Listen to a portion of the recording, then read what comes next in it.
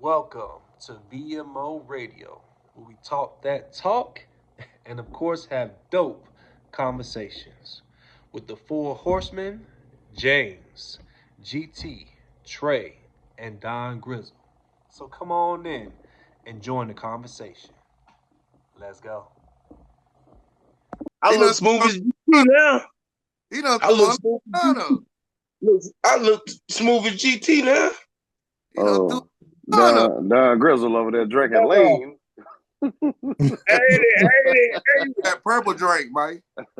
That purple. Oh, yes, sir. I'm good, Let me, all right? let me find out you just came from Memphis. Hey, you know what I'm talking about? Sipping on some scissor. Sip, Mhm. sip, sip. I can't believe I fixed these bad boys. They all right. They clean. Oh yeah, thank you very much. I see. Yes, sir. Yes, sir. I can't wait. I wish the sun was shining now. I might not even go to work in the morning. Might just put these on and ride around looking for. Mm. What's your name? What's your name, girl? He gonna be riding like Rick Ross, rolling the window down to my. Ooh, how do you say that? Yes, sir.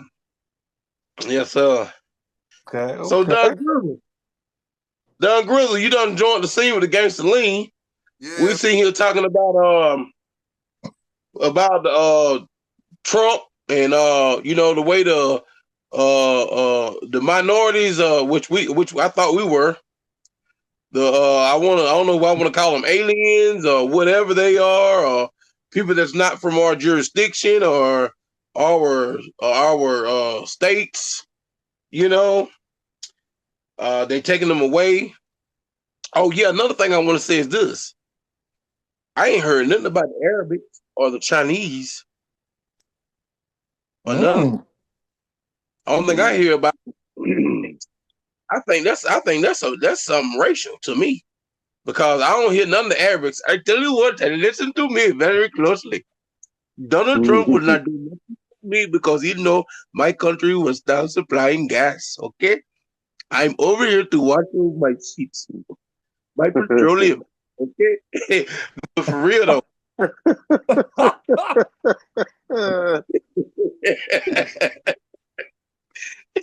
hey, hey, for real though. Hey, seriously though, man. Like, I haven't heard nothing about that race.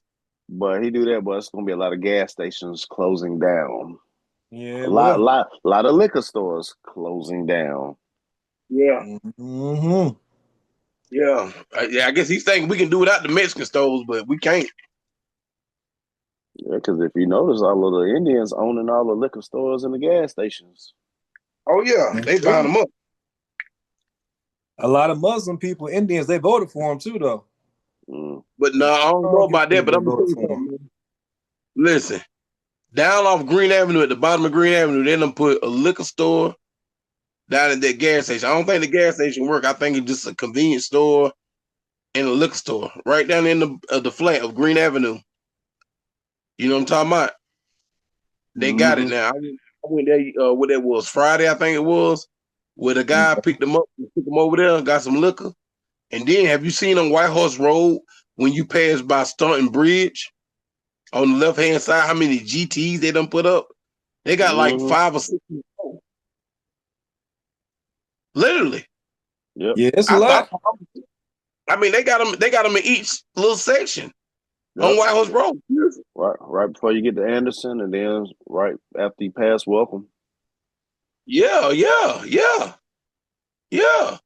Well, All right. So I don't know, man. let me ask you, I don't know, man. coming in on the tail of that of what you're saying. Do we think that, and just talking about the business side, right? But the business side of them having those properties,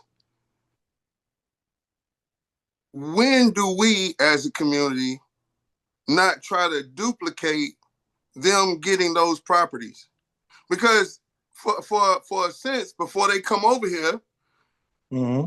we've had opportunities to those properties maybe not in a sense of like, of course, I like the skin color, or there's certain blockages that we can say like with, applying for a business loan, knowing how to get a business loan, knowing how to set up, things of that nature. But I know, just as we've talked and I've seen, and, you guys circle and Rolodex and things of that nature, there's Black entrepreneurs, that are really thriving in business, what I'm saying, in Greenville. But my question, I guess, more is, do you all think that is it a strategic thing? You know what I'm saying? Because in a lot of these places, the reason why I'm saying that is not, I wonder, it's maybe a multi-layered question, because not so much as I wonder that as we as a Black community can't come together and have investors and be able to acquire some of this property. So that's one layer of the question. But then the other layer of the question is, do, over the years, racial, whatever it is, you know what I'm saying? And this, have we been denied access to those communities, or did we just say we didn't want them?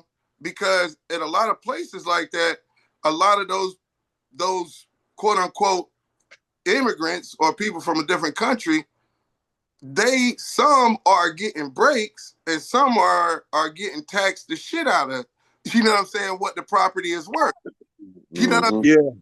But because they have a collection of organization, they willing to take the taxing because they know how they gonna, pull their money together and still come up.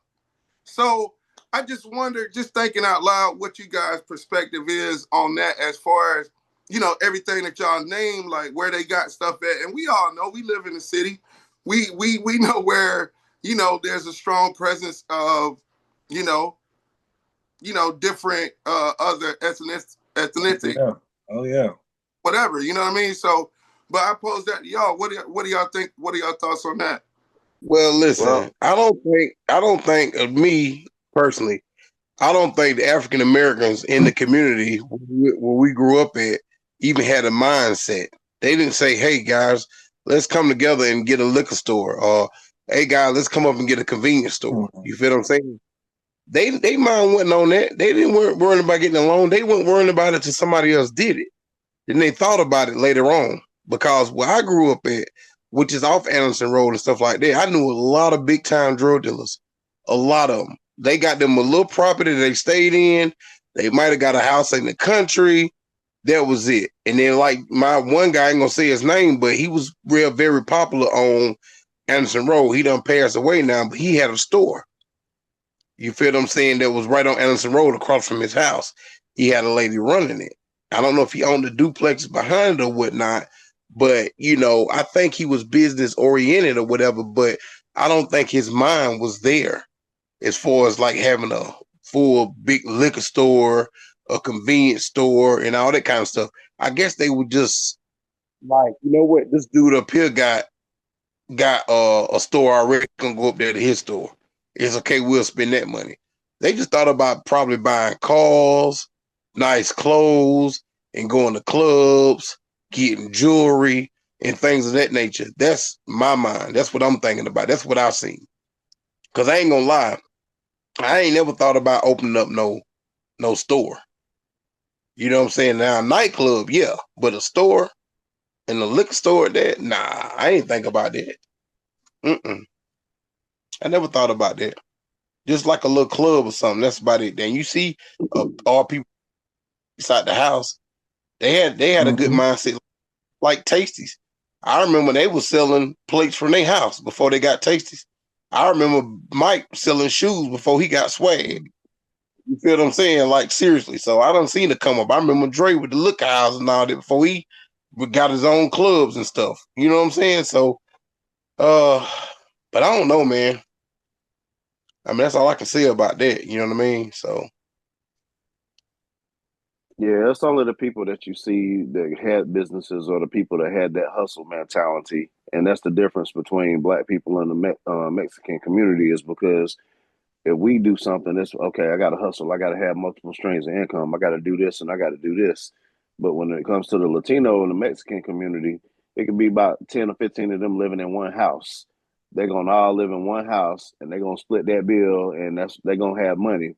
Then they're gonna collectively come together and say, okay, we're gonna open this restaurant. We're gonna let your wife run the restaurant, and we're gonna open up a gas station over here. We're gonna let you run this gas station. So they split it up amongst them. So it's still wealth coming into that household. That's why you see them driving around in Escalades. That's why you see them driving around in Mercedes. They might have that little nasty looking work van, or they might have they Escalade dirty, but they got money because they keep it in the house. And Right. they keeping everybody doing something. They may have some of the women in the house watching the kids while the other one's running the restaurants, and then or the other one's running the food truck. But they got somebody at Right. the house. They got somebody at the house watching all 10 of them kids. Okay. But they still got specific people running the operation. And That's right. the Indian people do the same thing. They'll have the female running the gas station, or no, they'll have the female running the liquor store, and they'll have the husband or the brother running the gas station right down the street. And Mm-hmm. then on the other side of town, at the other liquor store that's like right next to the food line on Verde, they'll have one of the sisters or the uncles running that store. So they keep it in the Man, family. They keep it in the I family. heard They keep that wealth in the Gotcha. family, and that's how seen they. it. Yeah, I mean, just coming from, so I talked to a lot of different like gas station people who own gas stations because they also own like hotels and stuff too. Mm-hmm. And they just like they tell you freely because they know for one thing, look, if you don't got that mindset right, you're gonna fuck up. You're not gonna really pursue it. Right. So, and they tell me just like this, look, man, I got 5 gas stations and it's all through my family. So I Right. really don't have to do anything. I just have to show up and I gotta run it. I gotta be in charge of the day-to-day activities and I know how to just work the books. I'm like, okay, bet. He's like, look, my family back home, they have the money, they have the resource, and here's the game plan. I execute the plan. I just pass it on down to my children, my children's children, my grandchildren, and that's how they always have that money. So, like, like a couple of y'all was saying, we aren't taught that. Right. I wasn't taught, oh, let's go get a gas station. Let's go get a liquor store. You know what I'm saying? I was just taught, hey, I'm happy to drink some liquor, you know what I'm saying? Give me some Crown or something like that. And, Yeah, I can yeah, toss in yeah, my yeah, purple yeah, yeah. Chill bags, out. you know what I'm saying? Ain't it? Ain't it? But, man, I mean, we all can't drink as much as Trey can, you know what I'm saying? That's how you feel. I knew that was coming. But you I made hear him you. stand up. I said, He had to stand up on you. You got up. I But ain't even been saying. but yeah, that's what they do. Because I remember when my daughter was in when she was in her preschool Legacy Academy over there off of Woodruff Road. There was an Indian lady, and she was kind of like over everybody. And mm-hmm. she ended up telling us that she was going to step down from her position because she was getting married, and her future husband wanted her to run a gas station. I He believe it. he said he put me in charge of the gas station, and he gonna run the liquor store. And it's amazing. And it's just like, oh, how much you make? Oh man, I'm just 2 million. That's all. 2 million. Right. Like, okay, you like that's light to you? Yeah, man, that's light. This time next year, I'll be at 10 million. Straight Mm-mm. face, show you exactly how to do it. Like, yeah, but people, it's so much money to be made out here. People just don't want to figure out how to do it. But you see, they come to the United States and get it done. They Now, do. if we went over to their country, we wouldn't know the first damn thing to do, and we'd be over there struggling. I can't wait to go back to America. Yeah, they be Mm-hmm. laughing at us. They come over here, run businesses, and make us look bad. But we go over there to their country. It's only for a vacation or the sightsee, and then we come back home. While they come over here and get residency and get land, get property, buy own businesses, and stack up and leave stuff to their family while we still struggling trying to make ends meet. Exactly.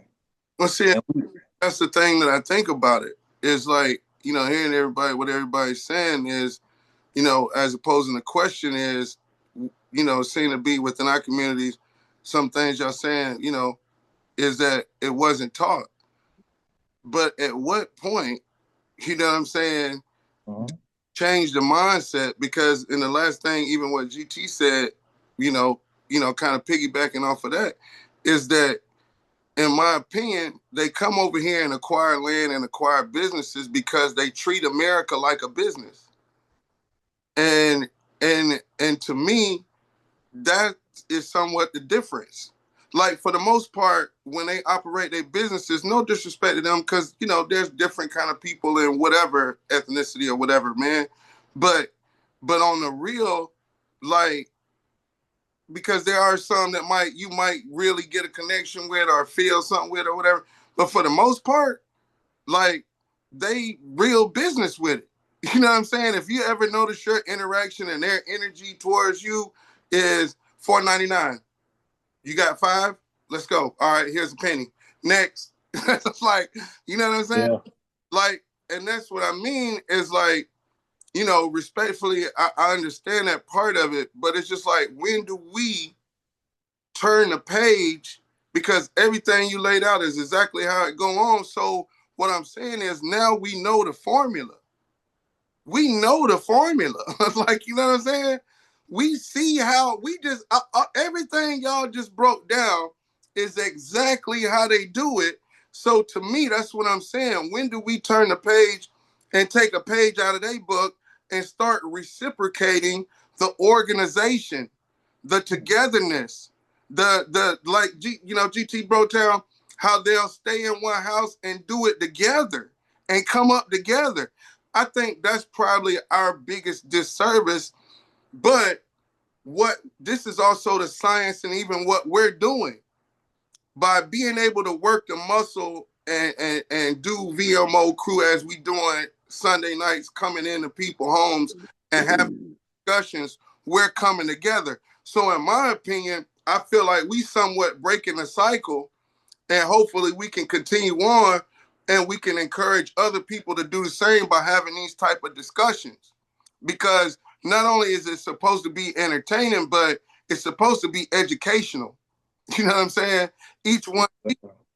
And I just think that's something that we got to get back to that. And I feel like that's what we doing when we come together and we do, you know what I'm saying, these live conversations, you know what I'm saying? But also to really push that narrative or that thought process forward of, it's a new day. We got to turn the book and do something different. We just keep doing the same cycle of what we doing, but yet see the cycle that works. Well, Damn. Okay. I'm gonna tell you something, man. Okay. I mean, y'all know me for a few years now, you know what I'm saying? And y'all know how I get down. Y'all know what my work ethic is or whatever. So, I own my business, DIE Construction, got my LLC or whatnot. A white guy told me, he said, Trinell, I got 28 properties over here. I'll let you do. He said, but first thing you got to do is get you an LLC and then get you some insurance. He said, general liability, at least $1 million. I started. I did it. I went through V.M.O, and it cost me $155 a month for $1 million. Okay. So I got that much when I go to these residential areas with these properties. The people that I got subbing work out to are the Hispanics. Okay. I did it with one black guy one time. He messed me up at a apartment complex in Malden because he went up there drunk. He was tore up. You feel what I'm saying? Like, in front of the people who own the business.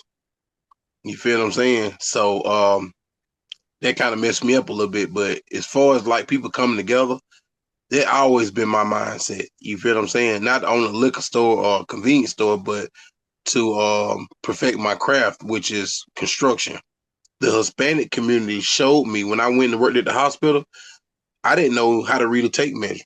That was 12 years ago. I mean, I know about inch, half an inch, and 3/4, but I didn't know about 1/8, and stuff like that, the in between 20 seconds and all that stuff.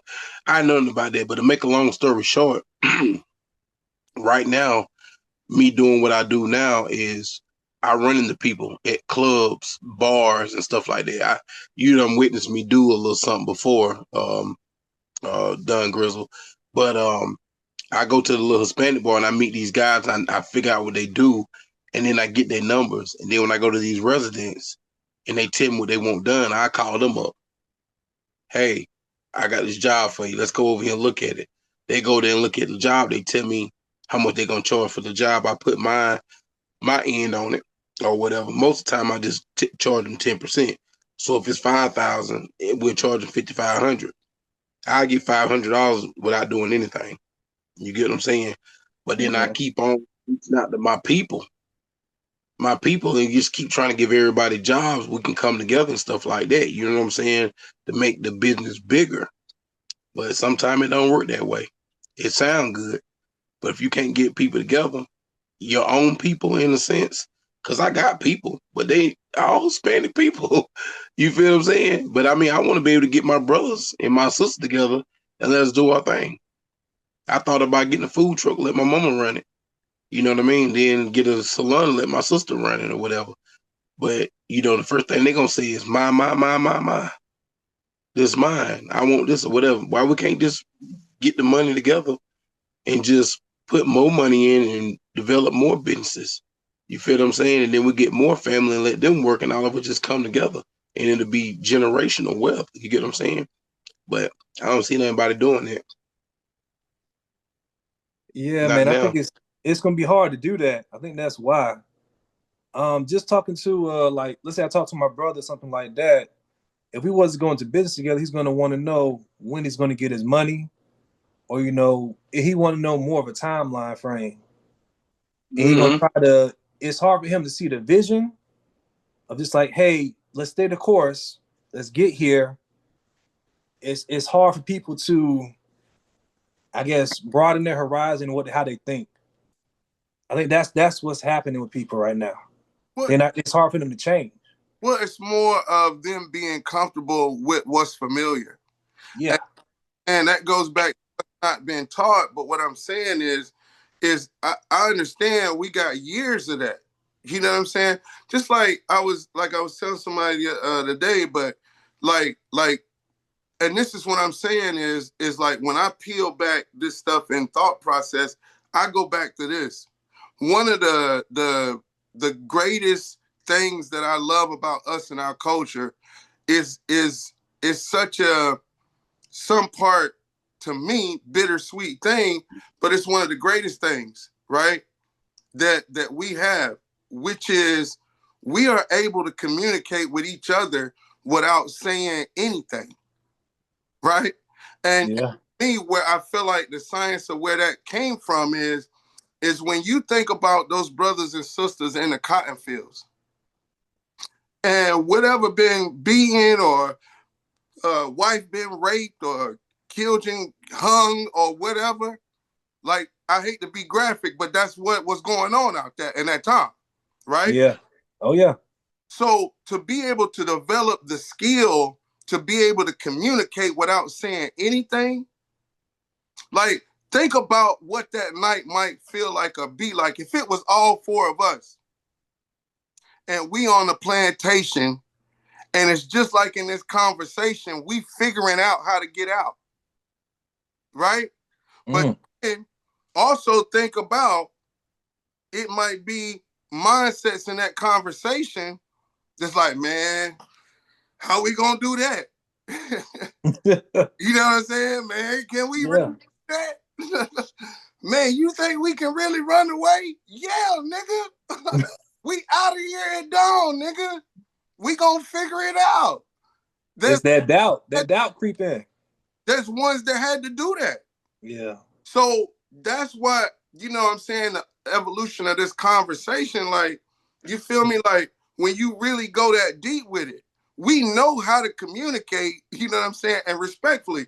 What I feel like, again, which is a real thing of what y'all saying, that happens when we go to do it, that we try to put our people on, or we try to, you know what I'm saying, put somebody onto a plate, but then we gotta overthink everything that comes with that. And we gotta watch, you know what I'm saying?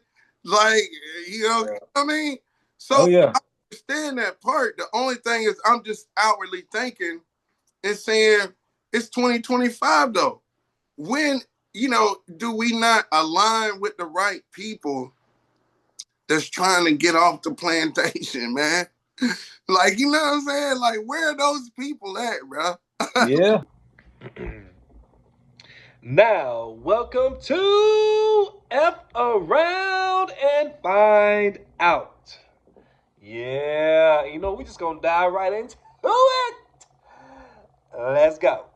And after that, Trump put tariffs on pretty much the entire planet. Even countries that we don't even really trade with. The ones that don't really have any people living there. What we gonna do? It's just crazy, ain't it? It makes you want to think, he gonna put tariffs on air? That would make more sense, right? But I'm just talking out loud. That's all. My bad. Let me keep going. And after that, there was a mass shooting in Florida. Yeah, at Florida State University, where 6 was injured and 2 lost their lives. And you know what? We praying for their families, and I'm just gonna keep on moving on after that. And after that, you know what? Trump and China decided to have their own little tariff war just between them, where they kept going back and forth and back and forth and back and forth again. To where like now Trump has put a 245% tariff on China. Yeah, I guess what's China gonna do? I think we both know that answer. But anyway, you know what? Definitely thank y'all so much for tuning in to the next episode. You can follow us on IG, on YouTube, on Facebook at VMO Radio. Let's go.